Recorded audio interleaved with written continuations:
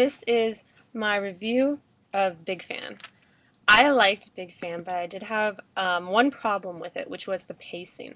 I thought the pacing was off because the film seemed a little anticlimactic.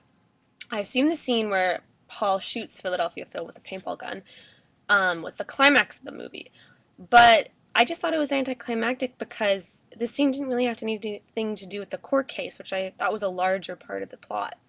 And I wish the court case was resolved.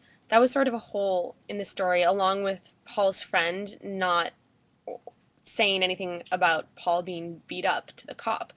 That was never really mentioned, and I was kind of confused as to why. Aside from that, I thought the film was really good. I liked how it was a really intense character study. Um, and you could really see that in Paul's character. All the close-up shots of his room and his house. Um, they introduced the character quickly, and you got a really good idea of who he was, what his life was like, and it also sort of immersed you, or me, in the character's life. And I also really like the soy packet scene because I thought it was, something you see in everyday life, but never in movies because it's too mundane and normal. But it was kind of cool to see that in a movie. And this is my review of the Q&A. I really enjoyed the Q&A with Robert Siegel. I thought he was very informative, intelligent, and funny and cool.